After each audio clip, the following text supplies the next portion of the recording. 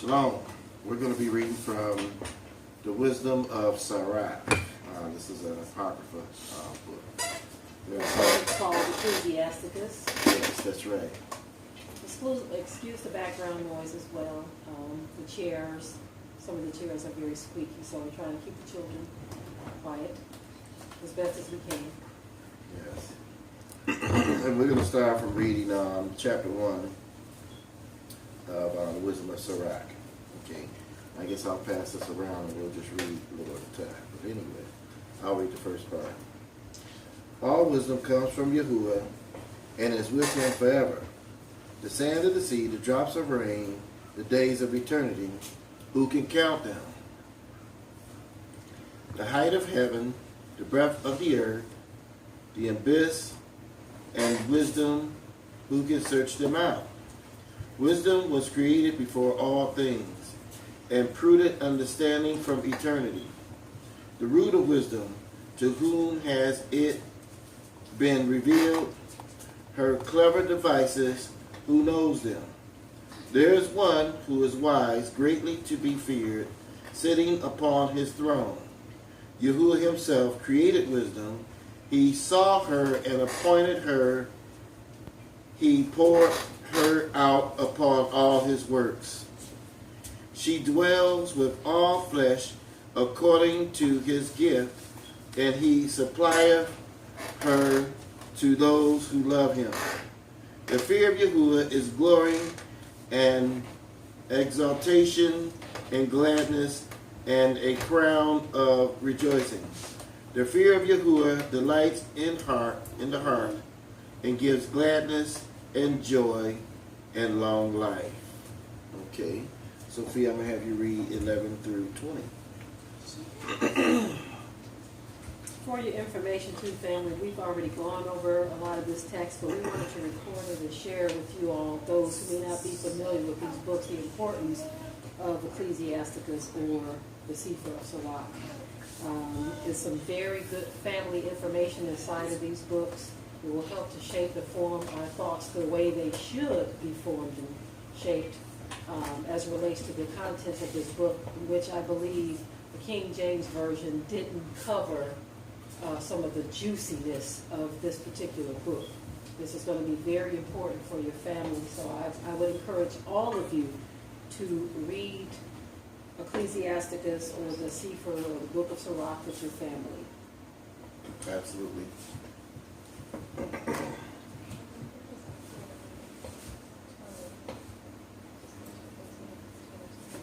Okay, that's fine. Just go to 23. With him who fears Yahuwah, it will go well at the end.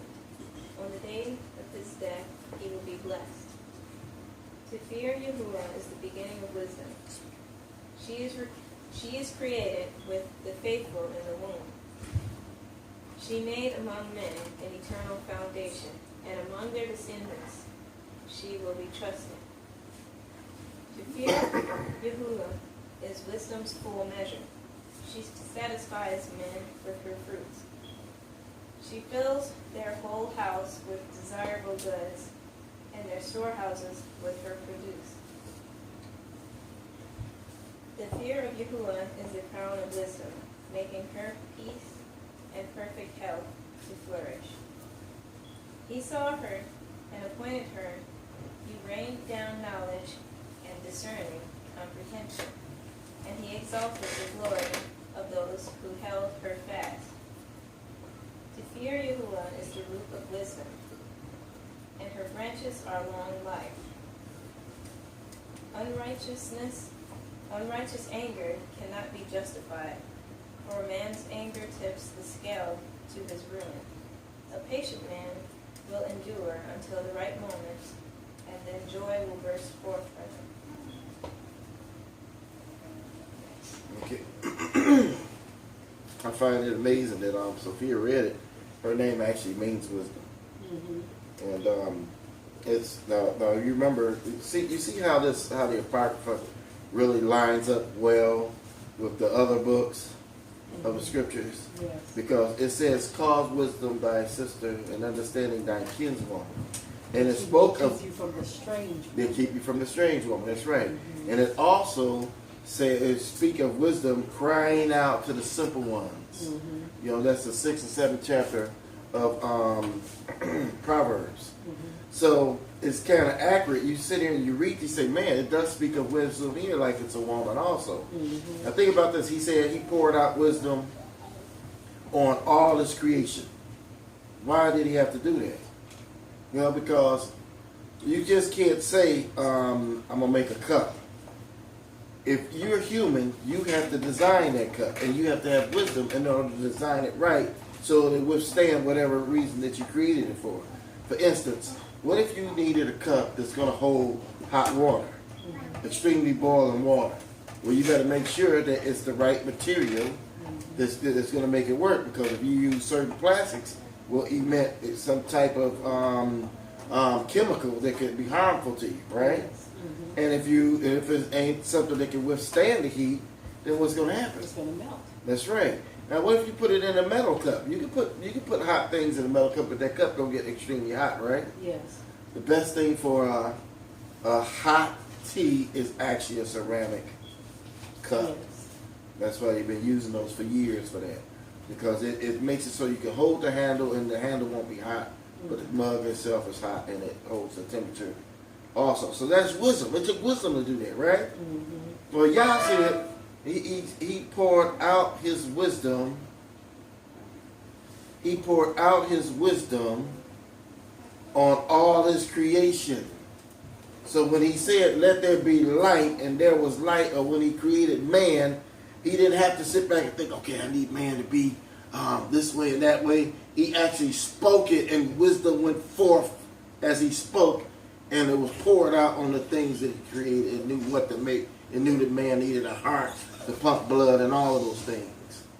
One thing that I wanted to note here, it ties right into what you were saying. Notice the first verse, it says, all wisdom comes from Yahuwah and is with him forever. Now, when Yah spoke in the beginning, he said this. He said, let us That's right. make man That's right. in our image. And then it goes on to say, male and female created he them. That's right. And so, as we read through here, it says, all wisdom comes from Yahuwah and is with him forever. That's Then right. it goes on to speak of wisdom as a woman. That's right. In the female sense, or the female So it makes sense that in the beginning with him was wisdom. The That's wisdom right. that came from him. Wisdom was with him. Wisdom comes from him. That's right. So it's almost like even with the creation, how the woman comes from the man. And it says, they two shall be one flesh. That's right. And so in the spiritual, they two shall be one spirit. That's So right. Yahuwah and wisdom are one and the same. So even though wisdom comes from him, the passage goes on to show how that wisdom is the female attribute or has a female spirit about wisdom itself. It refers to a she and her throughout the Bible. Even in the book of Psalms, you see, Proverbs, when it talks about let wisdom, you spoke about that, let wisdom be your sister and understand to be like kinswoman, that she may keep you from the strange woman. That's right. So it's wisdom that's going to keep the simple ones from the strange woman if they take heed. That's right. Absolutely. Absolutely.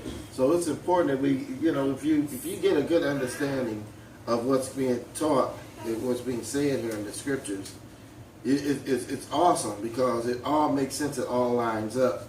And that's what we try to do. We connect dots. You know what I mean? Yes. It's like connecting the dots. And once you get done connecting all the dots, you can easily see what's being revealed.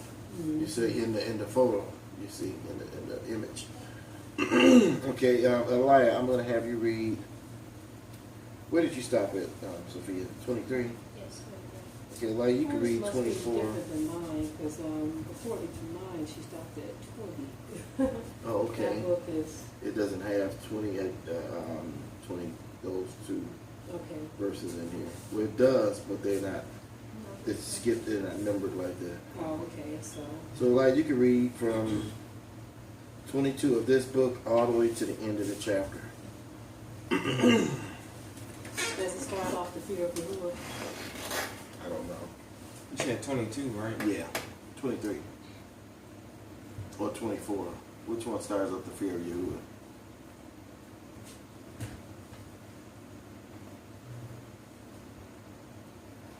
It starts off with the fear of Yahuwah. Mm-hmm. Well, that Okay, was- well this one says to fear Yah. Okay, Okay, yes, yeah, that's it. that's what it is. Mm-hmm. And where do I go to? To the end of the chapter. Okay. Mm. To fear Yah is the root of wisdom, and her branches are a long life. Unrighteous anger cannot be justified, for man's anger tips the scales to his ruin. A patient man will endure until the right moment, and then joy will burst forth for him. He will hide his words until the right moment, and the lips of many will tell of his good sense. In the treasuries of wisdom are wise sayings, but godliness is an abomination to a sinner. If you desire wisdom, keep the commandments, and Yah will supply it for you. For the fear of Yah is wisdom and instruction, and he delights in fidelity and meekness. Do not disobey the fear of Yah. Do not approach him with a divided mind. Be not a hypocrite in men's sight, and keep watch over your lips. Do not exalt yourself lest ye fall, and thus bring dishonor upon yourself. Yah will reveal your secrets and cast you down in the midst of the congregation, because you did not come in fear of Yah, and your heart was full of deceit. Okay. Now, let me That's hear. some heavy-hitting stuff right Yeah, there. let me hear something from you all. What do y'all think about what he just read? Need some input. Okay. I believe, as you all are thinking, I believe that when the scripture talks about the fear of Yah being the beginning of wisdom, this is why we're seeing a lack of wisdom today among people, because nobody really truly fears Yah. Wow, that's right. Sometimes people claim to fear Yah, but there are certain things you would not do if you really truly fear Yah. Yeah. And because of that lack of fear, people are just going forth doing all kinds of things, behaving all kinds of ways, because that fear is gone. But what's interesting, though, is Yah's about to stir that fear back up. Mm-hmm. And he has to do that through what? Judgment That's right. and chastisement. He's like, okay, since you don't fear me, since you're going to go about and doing things your way, I'm going to show. And judgment comes in many forms, too. I want people to remember that, understand that judgment is not always death. Sometimes the Most High could, he could stay your finances. He could bring sickness upon you. He can allow spirits to antagonize you. I mean, there's a number of different things that Yah can do to bring judgment, so that Scripture says when we are judged, talking about his children, we are chastened of Yah, so that we won't be condemned with the world. But he will stir up things in your life to the point where you will know that he has stirred up judgment against you. You see, but again, it's the fear of Yah that will prevent people from doing certain things. And because they don't fear, because they lack that fear, what? Because you lack that fear, you go forth and do anything you want to do. That's right. Did one of you have something to say? Yeah, I was thinking that was interesting what it said about people exalting themselves and how they will fall if they do that, because they're exalting what they do instead of what God does. Wow, isn't that something? Interesting. Absolutely. Self-exaltation. That's a very good point Sophia made. When you exalt yourself, that's a form of what? Pride. Yes, that's a form of pride. And the scripture says, what about pride? Pride comes before a fall. Yes, pride comes before a fall. So when you exalt yourself, then the Most High says he what? He resists. The proud, that's right. He resists the And proud. give grace to the humble. He gives grace to the humble. Yes, it's amazing. I think about this, right? How the scripture talks about the fear is the beginning of wisdom. It says that in the King James Version. Now let me share something with you here. I remember this when I was a kid. how we thought as kids, because of the other kids I hung around. When I was 7 and 8 years old, we were afraid to say certain things, right? And if we said certain things, we'd be like, "Oh man, you messed up. You better take that back, man. God gonna get you." That's what we would say. You know, God gonna get you. Better take that back. We had that kind of fear at 7 and 8 years old. You understand me? And I don't see that in a lot of the youth today. They don't have that same fear. They don't fear elders. They don't fear their parents. They don't fear anything. You know? But we had a lot of fear because adults were different in my days. I never forget when my brother's wife's brother had come out of town to visit them. And I was over their house, and I let this word come out, "You pervert." I was joking with one of their sons. I said, you pervert like that, right? He turned around and looked at me, and I remember the look in his eyes. He said, "Let me tell you something. Ain't no perverts in this house." You know, when he said that to me, I wouldn't know. I was probably about, I want to say I was probably about 15, maybe 16 years old. And his sons, my brother's sons, were probably my nephews. I want to say that they were like 8, 9 or something like that. But when their uncle said that to me, and the look in his eyes, I was like, "Yes, sir." I got quiet, and I knew. I said, "Woo-wee, I better say nothing around that dude wrong," because the look in his eyes told me I would be in some serious trouble with that guy. You know. And so the parents, older people, were different back then. They were serious. They didn't joke around with you. They didn't play around with you. You knew, "Oh man, I better be careful or I'm going to be in trouble." They had a certain fear. They put a certain fear in us, and a certain fear of Elohim too was put in us because of the way people were back then. I like this next passage too, where it says, "Distrust not the fear of Yahuwah when you are poor, and come not unto him with a double heart." Yeah. The Most High don't like that double-hearted stuff. Yeah, he don't. That's the equivalent of a double mind. He said a double-minded man is unstable in all of his ways. Yeah. He can't stand the double-hearted or the double-minded. One moment you trust him, one moment you don't. You know. Oh, he sure don't like that. He don't like that. And so, many of us have found ourselves in the situation where it's easy to trust him for this, but this over here we're complaining, murmuring, and grumbling. Sometimes we think, you know, especially the children of Israel have a history of murmuring and complaining, and we think, well, it's just words of just complaining.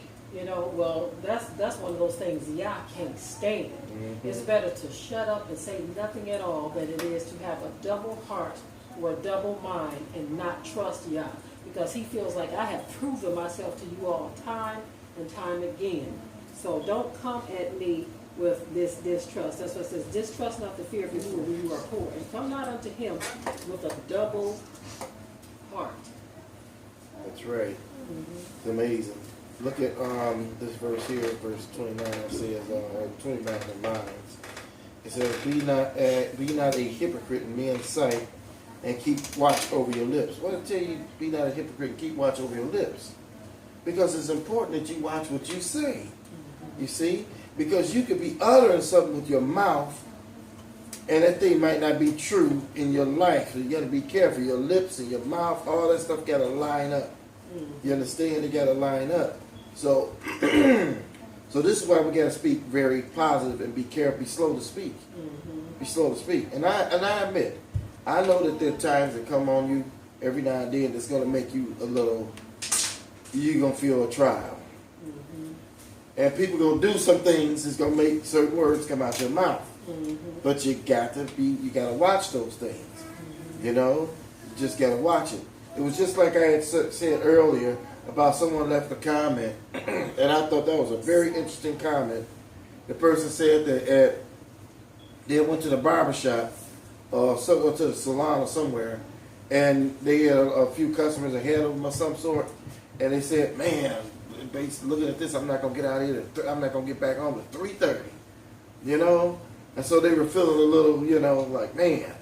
But they ended up getting done with their hair quickly, and so they were like, man, they got done early, so I get home early. But guess what? they say he had car trouble, and they didn't make it back home till exactly 3:30. See, he put that out there. And all the universe went forth to make that thing happen.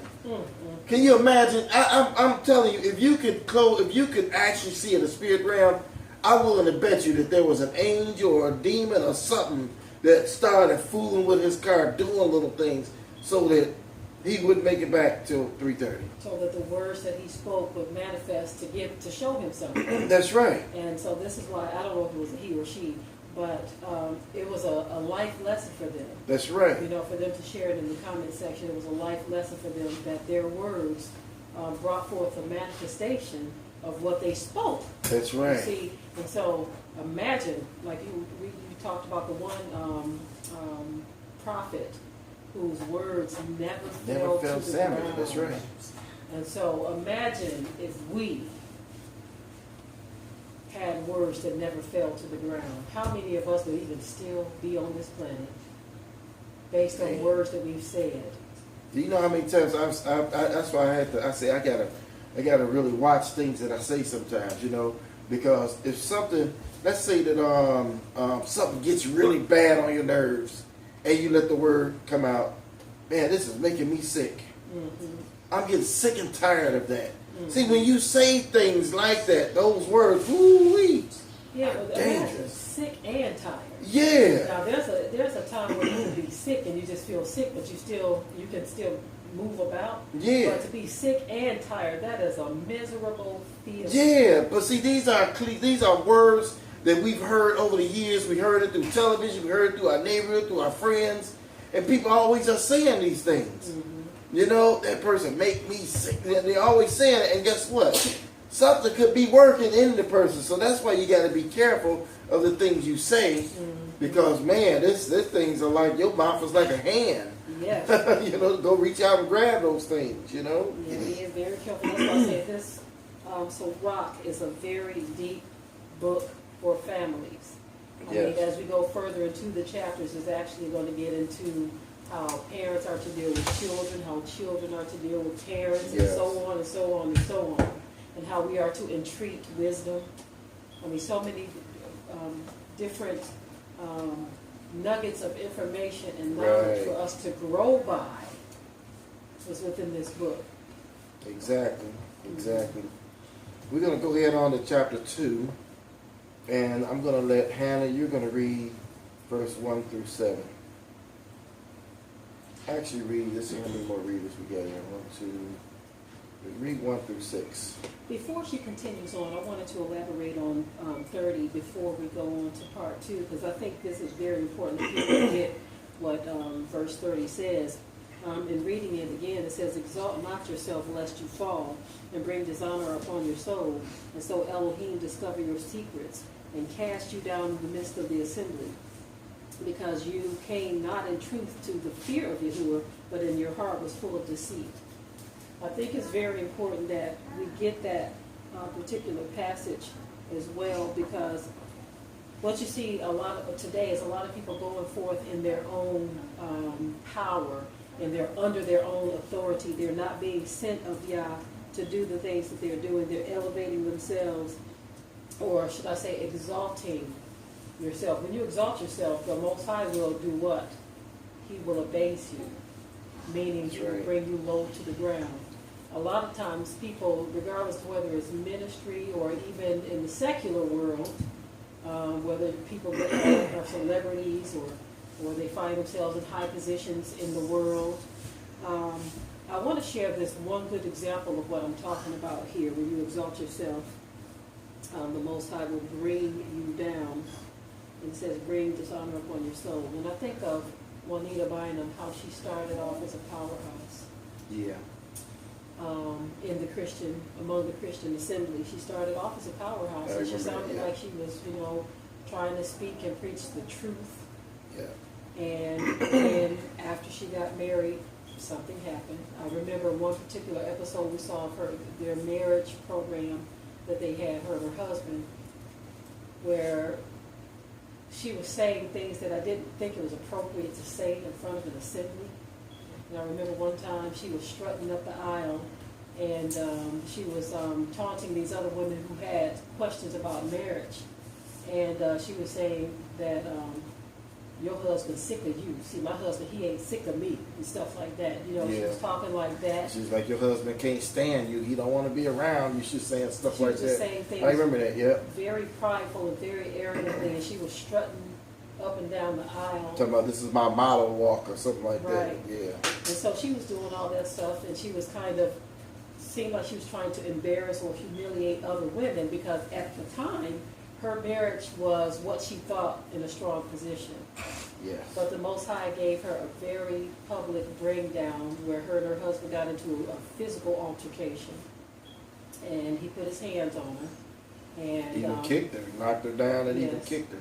It ended up ending in divorce, and then he comes out and he marries another younger woman. And so with all of that stuff that unfolded, because of the pride of her heart that she just openly displayed before the world Yep. about her marriage and how strong she thought her marriage was, and even humiliating other daughters of Zion as to relates to their marriage. It's like the Most High used the thing that she Was exalted. promoted or Yeah. exalted herself in Yeah. to bring her down. Bring her down before the world. Yeah. Bring her down before the whole world. And as it says, and he will cast you down in the midst of the assemblies, because you came not in truth in the fear of Yahuwah, but your heart was full of deceit. She had deceived her own self into thinking that what she had was put together by Yah. You know, and it's not to put the sister down. I'm just using a very public example of what she did to humiliate other sisters. And the Most High used that very thing to abase her.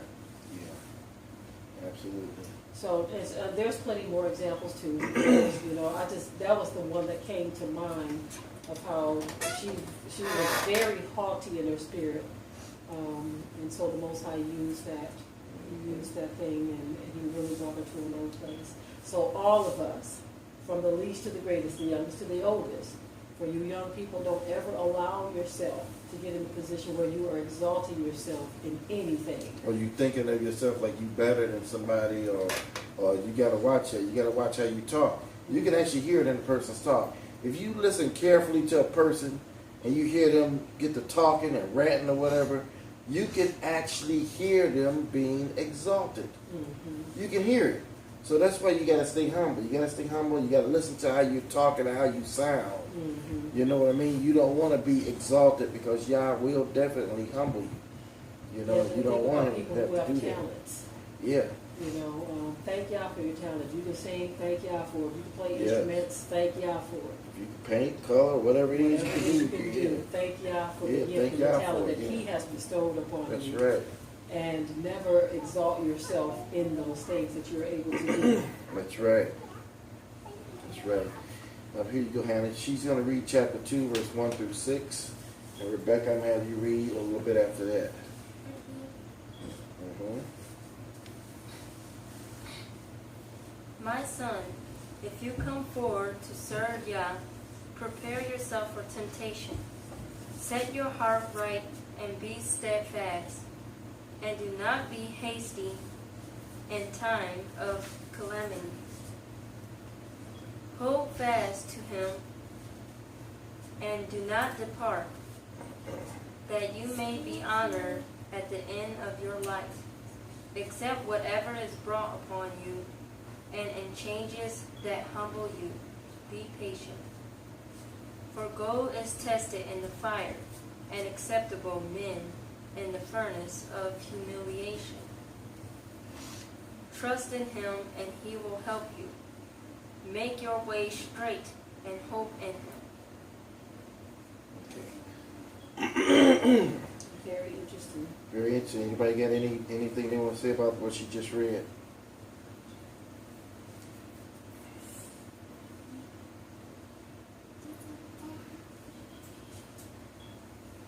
Well, the very first verse it says, my son, if you come to know Yahuwah, prepare your soul for temptation. Wow. It's letting us know right off the bat from Jump Street, when you come to know Yahuwah, you got to get yourself ready, because temptation is coming. Once your eyes pop open to the truth an understanding of Yahuwah, you have to prepare yourself for temptation. What is temptation? These are things that come to tempt you or to try to convince you to do something to sin against Yahuwah. Right. That's why it says when you come to know him, prepare your soul for temptation. It doesn't matter if you're 12 years old. It doesn't matter if you're 10. It doesn't matter if you're an adult, whatever. This is why these lessons are great for children, because many times young people think that they have to get to the age of their parents or a little bit older before they have to concern themselves with these things. No, at a very early age, you have to come to prepare yourself for temptation, Benjamin. That's right. How old are you, Benjamin? 10, I was 10, almost 11. Do you have to prepare your soul for temptation? Say it, speak it out loud. 11. Yeah. Yes. That's You right. have to prepare your soul. That means, remember sometimes when you all may say or do certain things or have a certain look on your face if we give you instruction, sometimes mommy will say, resist the temptation to have a certain look on your face if we ask you to do something. We That's tell right. you to resist that temptation, because even that, you may consider that to be something small. Like you may not feel like doing a certain thing. That's So right. you'll get this serious look on your face as if like you were interrupted or something. When there's something that you want to do and your parents may tell you to do, hey, take care of this, hey, take care of that. Even in an instant like that, you have to resist the temptation. Or come and join us in the reading. Yes. Mhm. Resist the temptation to respond with a certain look That's right. on your face if your parents tell you or ask you to do something. That's right. And like you said, it usually comes because a child may be in the middle of doing something that's fun, and you give them, hey, go empty the garbage, and they're like, man, I gotta stop this fun that I'm having and go empty the garbage. That's why you have to resist that temptation. Notice in the next verse, what does it say in the next verse? It says, set your heart right and be steadfast and do not be hasty in the time of calamity. So in other words, it's saying, when some things go a certain way, you have to set your heart to be right and to be steadfast. In other words, I'm not going to move. I'm not going to be tempted to do wicked. I'm not going to be tempted to open my mouth wickedly. If somebody make you angry, you don't have to open your mouth wickedly against the person. You understand me? If something makes you angry, you don't have to. So you have to try to stand fast on those things and be unmovable as it relates to those things. So all types of things, you have to be careful because that thing is trying to tempt you. That's why when you pray, the scripture says, lead us not into temptation. Because that thing is going to be there to tempt you. It's going to be there to tempt you all the time. So you got to be steadfast. I like this verse 2. This, I can tell that this is dealing with patience and being accepting of Yah's will in your life, because it says, cleave unto him. Who? The Most High. And it says, and do not depart away, that you may be increased in your end, the end of your life or whatever. Because a lot of times we get impatient with Yah and we walk away. You'll hear people, we've got a message from people who say that they are discouraged and they just don't feel like they can go on. Now, we've been taught to express those things. Right. When you feel that way, it's better to cry out to Yah, okay, and not really make that confession before men, because the Most High don't like it. We have to understand, say, I'm going through something right now, I need you to give me some strength. Right. He don't like for us to wear it like a Band-Aid, like I don't feel like I can go on, you know? Yeah, when you make that statement, you put it out there in the air, the demons hear it too. Yes, What you think they're gonna do? They're gonna increase your trial that you're going through. Right. That's exactly what they're gonna do. They're gonna increase your trial. So it's during the times that you are going through troubles that you are to cleave unto him and not depart away. That's right. When you are going through trouble, that's when you cleave unto him. And many times people, when they are going through trouble, that's when they turn away from Yah. And this is why he will not increase them. He will not increase their life or their position in life, because they choose those times to walk away. Absolutely. It says, hold fast to him, do not depart, and you'll be honored at the end of your life. Accept whatever is brought upon you, and in changes that humble you, be patient. See that? Be patient. In other words, the things that happen in our life, I've often said this, is Yah driven. So whatever things happen, no matter what it is, you should always humble yourself and say, Father, Yah, help me get through this. If it's something bad, help me get through this. You know, if it's something good, praise him for it. And everything, you got to give thanks anyway. Absolutely. Right? You got to give thanks in spite of. You give thanks to Yah in spite of what you're going through. You see? There was a time in our lives where everything bad that happened, we would blame the devil. Yep. We were always saying, Satan, I rebuke you, and all this different stuff. The devil did this and did that. And through our increase of knowledge, and through our seeking and our understanding, the Most High has shown us different. He has shown us different. That in many cases, it is Him that have directed trouble to your door. Yes. To bring you back around to Him. He will direct trouble to your door. Or He will allow, just like He did with Job. Job couldn't be attacked by Satan without permission. But the Most High Himself, He said, have you considered my servant Job? He actually told Satan. Because He wanted to prove a point with Job. But for some of us, He ain't trying to prove a point. He's trying to bring punishment or judgment. He's like, okay, you doing things that I don't want you to do. You just ain't getting it. And since you're not getting it, okay, I'm going to go ahead and send this spirit and this demon and the devil himself to trouble your waters until you get it. That's right. Isn't that something? Yes. It gives you a whole different outlook on life, don't it? Yeah. When you see these things going on in your life, and I used to believe this stuff was Satan. I remember the first time I read Shepherd of Hermas, I got deep into the book. I walked away from that book and I said, whoa. It made me start thinking back to things that happened throughout my life. Yes. That I thought was Satan. And then I began to see that it wasn't Satan. Because I see the result and see what Yah's been doing in my life. And it's like, man.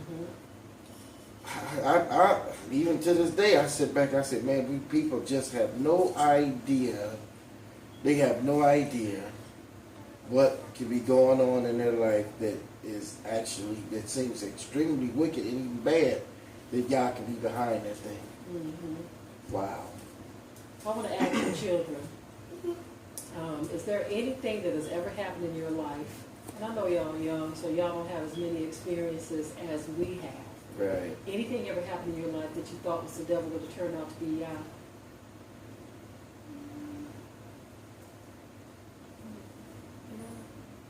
It's always hard for children to recollect such things because they're so young. They're like, okay, my life has been a child's life for the most part. Yeah, they're like, we most I ever went through was maybe cutting grass and running over. You know, I mean, they haven't really experienced much. Well, I know some of y'all have experiences. I know you do.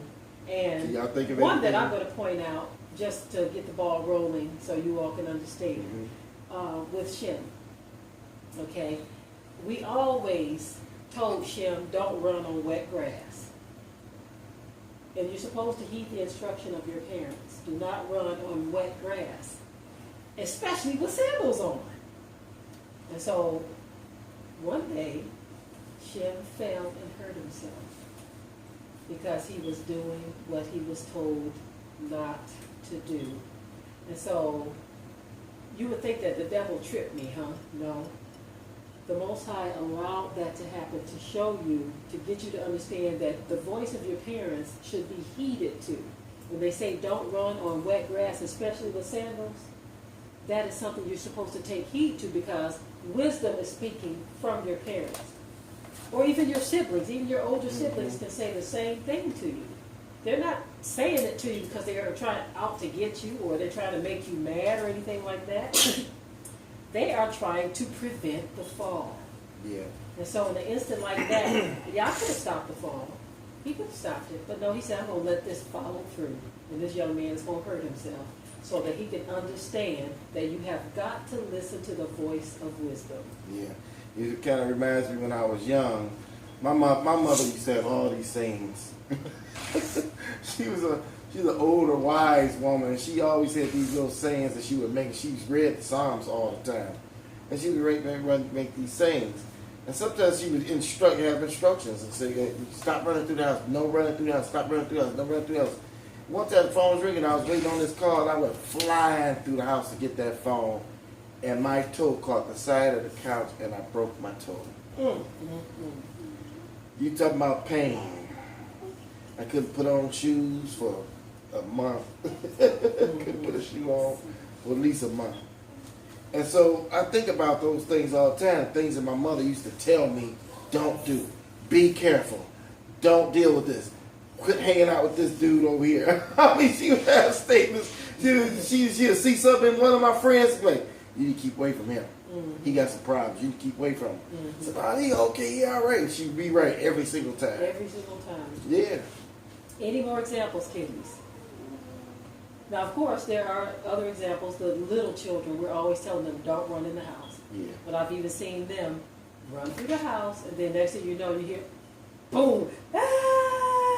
I said, what was going on? Oh, she was running through the house. Mm-hmm. You see? Yeah, that's Yah spanking you. That's not allowing you. Yeah. Because you're not paying attention, you're not listening. Now, I know there are some other examples, especially with my older children. Come on now.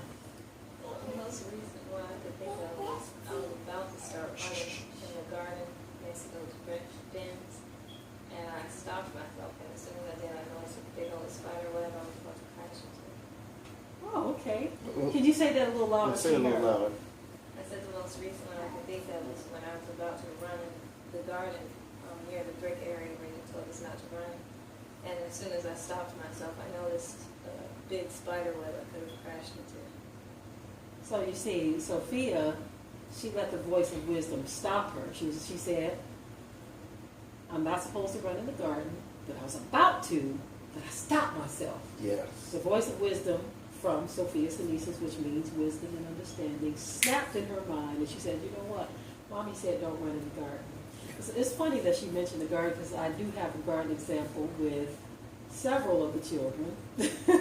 One in particular, Rebecca, I remember we always had the rule of not running in the garden.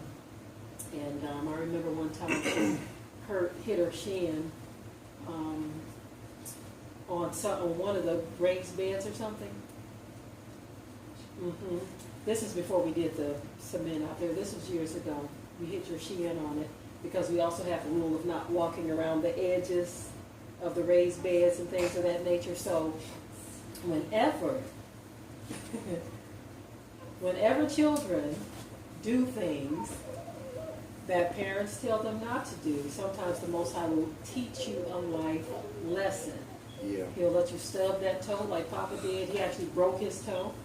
He'll let you fall. He'll let you scrape your knee or whatever. Eli, you have some examples for us? You're sitting here. You're the oldest one sitting here. Nothing that I can think of as far as me thinking the devil did something that Yah was actually doing. I assume that Yah does everything. That's my mindset. Yeah. Okay. So, do you have any examples of anything that you have done that you know Yah was getting you on?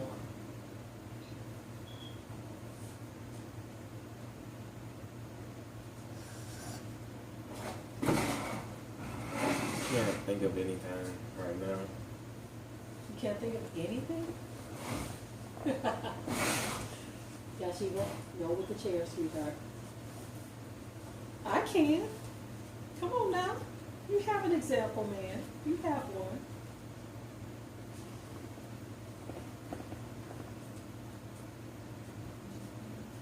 Remember at the event last year? See, look how Benjamin's looking at him like, oh, come on, you remember that. Benjamin looked at him and shook his head like, come on now, you remember that. Injury. Okay, give us some details, man. Give us some details. But I jumped on that trailer and busted my eye. We always telling a liar to kind of be careful at doing things. I mean, he got all this energy. I mean, he's like a doggone. You see, the scripture said Natalia was running across the corn. Mm-hmm. I think he thinks he can run across the corn sometimes. And the thing that I've seen, I saw one time I was watching him out back here, mm-hmm. and he leaped just right over the fence uh-huh. and landed on concrete. And I'm looking at him like, and see, that's what I was about to mention. Even though Elijah is older, he's our son. You know, as his parents, we are still concerned for his safety. And so we will tell him things such as, I know you're older and I know you think you can conquer that fence, you can get over it, which you did, but be careful, and we would rather that you not do those kind of things, especially since our oldest daughter gave us an example of a friend of hers in Michigan who did the exact same thing that Elijah did. Young man leaped over a fence and the tip of his toe grabbed the edge of the fence, and he went down on concrete, and he almost died when they took him to the hospital. And so the voice of wisdom coming from your parents says, son, I know you're a big man and everything, but don't do those types of things because it's not worth it. And so last year at the event, many of you saw the video that he did where his eye, he had the eye injury. And so that was a good example of heeding to the voice of wisdom when your parents ask you not to do something. Just or be heed. careful. Or be Even though we know you got all this strength, you can run and leap from half to 15 feet and land on the back of a lawnmower. I mean, you know what I mean? You feel like you can do those things, but you got to be careful. You remember the video? It's kind of comical the way they do this video. Mm-hmm. But it says It said it was at this moment that Jackson knew. He messed up. And it didn't say messed up, use a curse word. Mm-hmm. But that video alone, when I saw the things these guys were doing in this video, how one guy messed himself up so bad, I said, man, Mm-hmm. leaping off buildings, trying to make it to the other building, don't even make it. And they frame him in the air. That says at this moment that he knew he messed up. And then they'll allow it to continue to play after that, and they'll show him hit the side They'll of the show building. the aftermath of what happened to Jackson or whoever it was. Yeah. You see, there was a one where a young man was doing some type of daredevil stunt on a bike, Oh, I remember that. and they said it was at this moment that Jackson knew he messed up. And then they showed him coming down and his leg bending forward, breaking, boom. It was like a spaghetti noodle hanging from his leg because he shattered that leg so bad. Mm-hmm. Go ahead. Like a couple of months ago when I was on the track team and I was jumping hurdles, I broke my leg doing that. Ooh. You broke your leg jumping hurdles. Yeah, in track, and I was in a race for 3 months. Ooh. Man, you know, my brother Cecil, he got awards for running track, for jumping hurdles. Now, I mean, that was our nephew Mike speaking Yeah. on that instant where he was on the track team and broke his leg. I think I remember Mama telling us that too. And that's a little bit different though. The reason why that's a little bit different is because that's a sport that he's doing, and some sports are dangerous. So he wasn't doing it against his parents or anything Right. because they told him not to do it. Right. But you do have to be careful though. Even in sports, you have to be careful. You got to be careful in sports. That's right. You know, a number of times I got messed up. I used to play football, and after my friend broke his ankle, I gave up football. You know, I said, you know what? After I saw him, I gave up football. I was pretty good at football, but I gave it up because I just said I didn't want to go through what he was going through. It was so bad. He got tackled.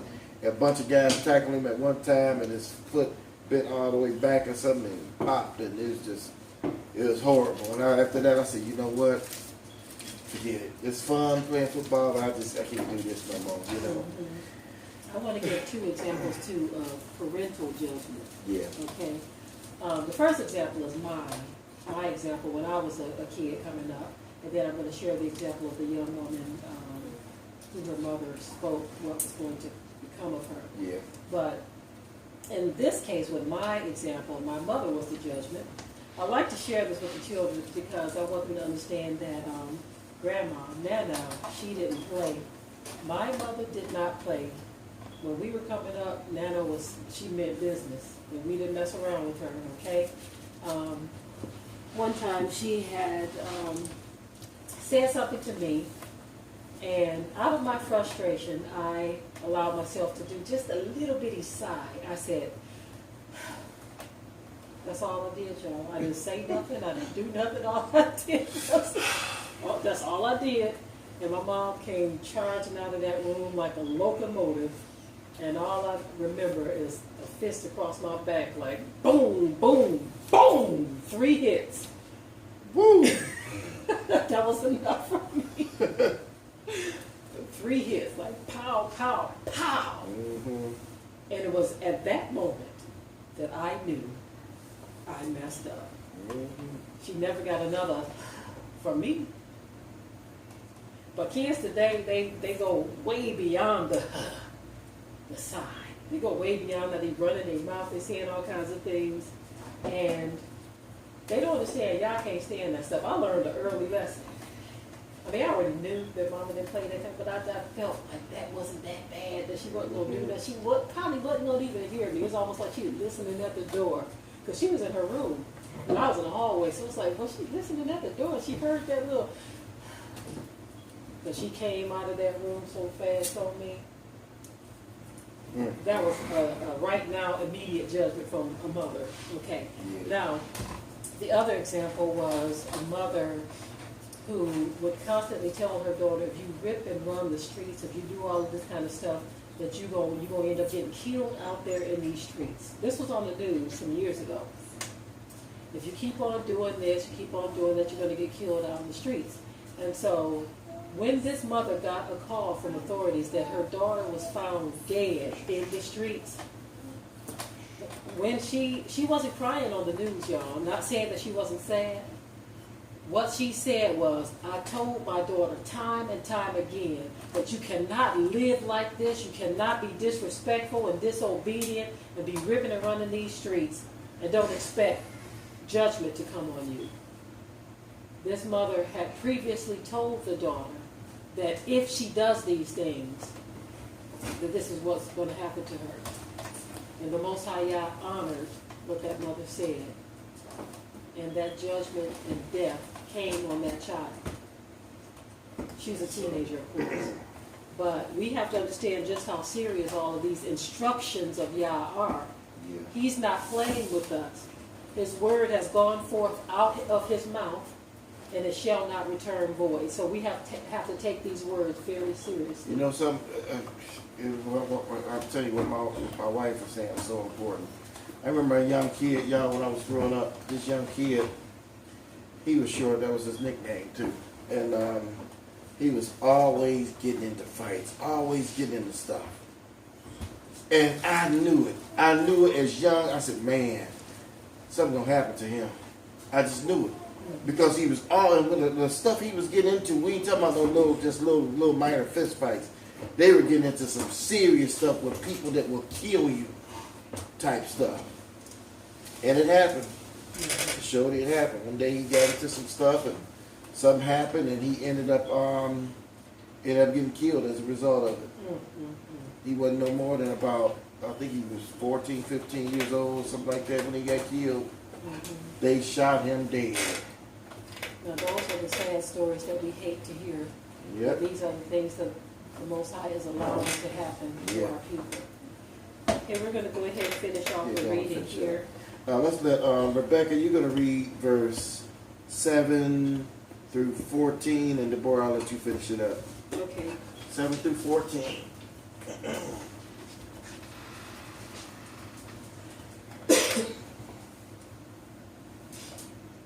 You who fear Yahuwah, wait for his mercy, and turn not aside lest you fall.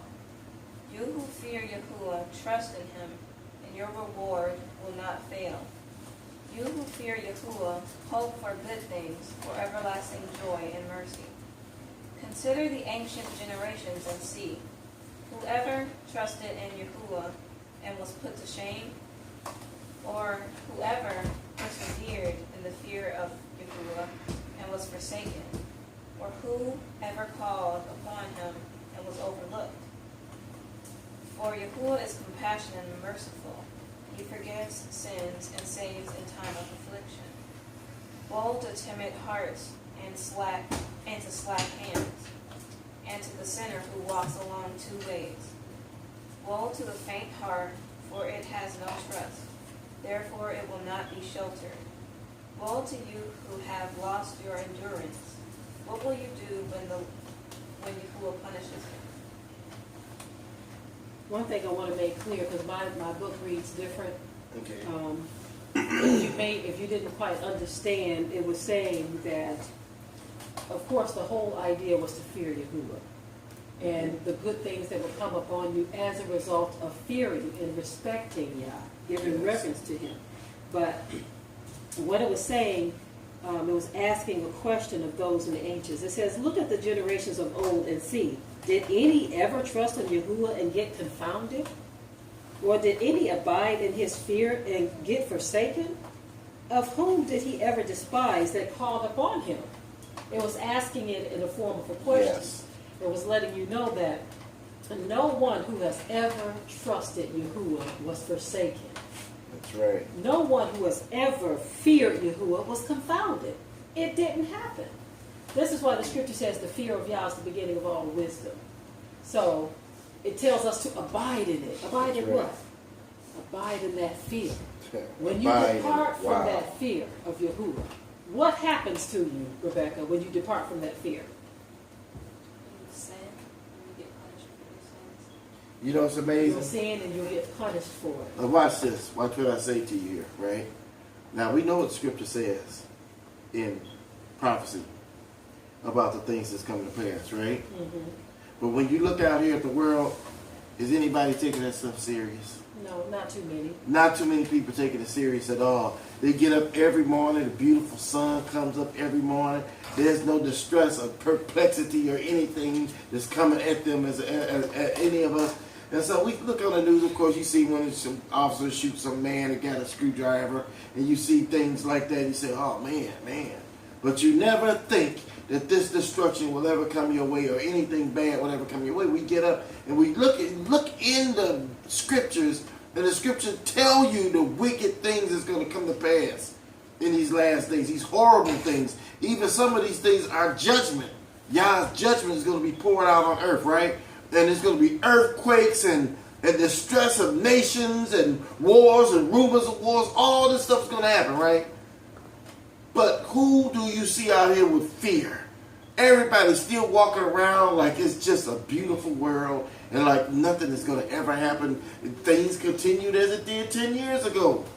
You know, that's how we think, right? Mm-hmm. But guess what? The scripture surely says when men say peace and safety, then come a sudden destruction. It says it in the word. It says that in the days, it's going to be just like in the days of Noah. Everybody's going to be walking around, eating, drinking, giving into marriage, they'll be having fun. Then all of a sudden destruction is going to come. Let me tell you something. You can look back in history because you don't have to look into the future at what you're not sure is going to come to pass. All you have to do is look in history. Yes. Look in history of destructions that have happened to certain civilizations, and I guarantee you none of these people were expecting it. Even just recently when they showed these people got burned up in the volcanic ash. Mm-hmm.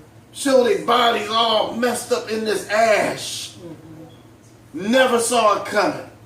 They got a little sign of it and it wasn't enough time to get away.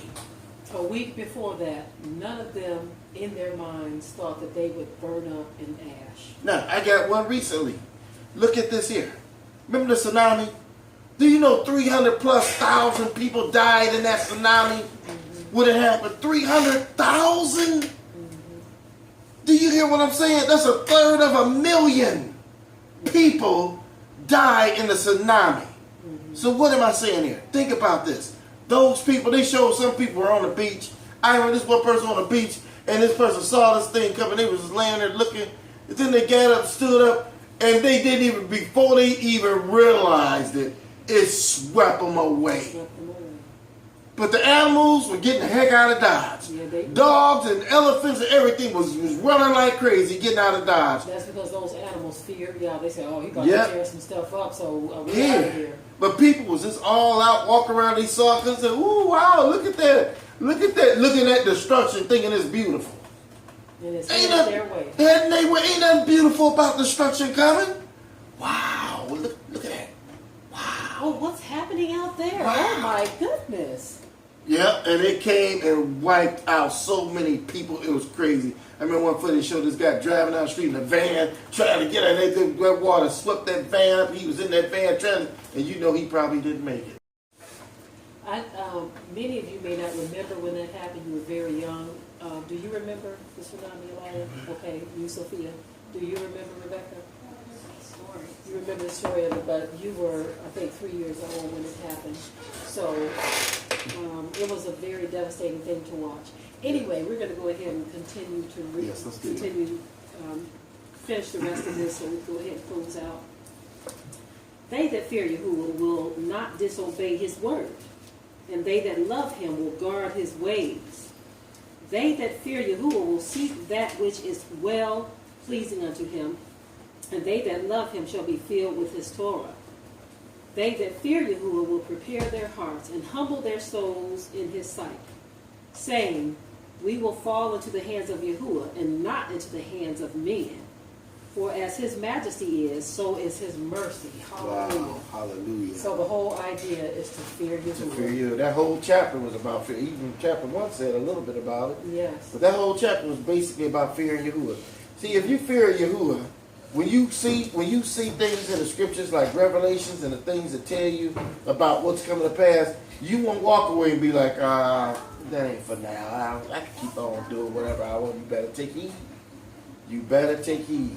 Yeah, I love this passage, this verse 17. It says, they that fear Yahuwah will prepare their hearts and humble their souls in his sight.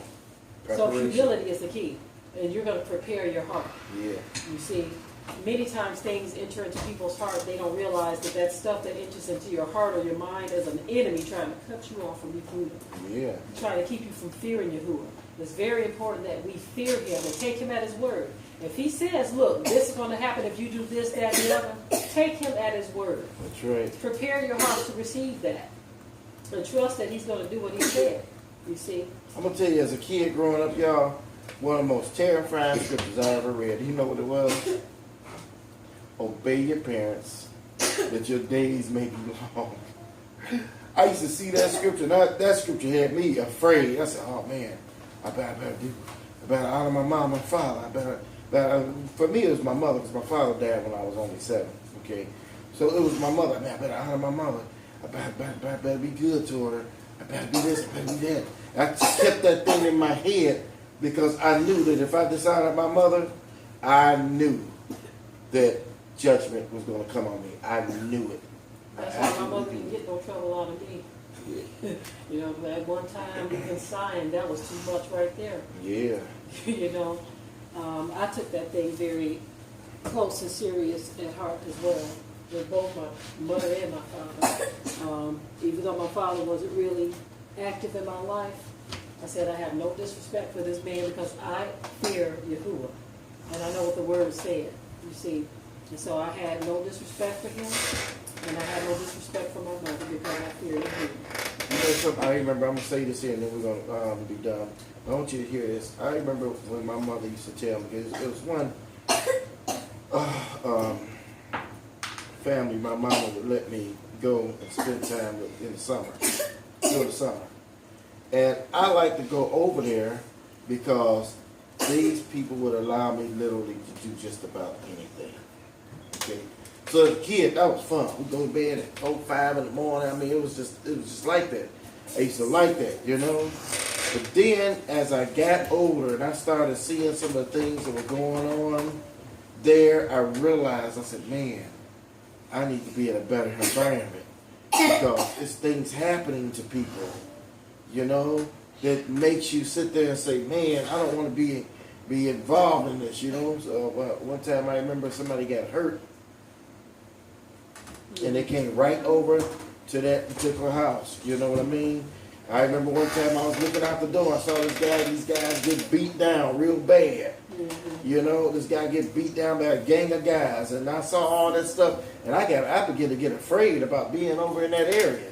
After a while, I stopped going over there. You know, I stopped going there, spending all that time over there. You know, because it was just the environment was too bad. But it was everything my mother would always tell me. I don't know why you want to keep going over there. Each time you look at you want to go over there. But I just wanted to because it was fun to me. I had a lot of fun. But then after a while, that fun got dangerous. Yeah. It got very dangerous, and I began to fear, and I began to think about what my mother would say. And I said, you know what, based on that, I better chill with this, you know. Yes. Absolutely. So anyway, we're going to conclude this lesson. We read chapters 1 and 2 of the Wisdom of Sirach, or the Ecclesiasticus in your Sefer Bible. And I hope you all enjoyed this. On that note, we're going to say Shalom. Shalom. Shalom.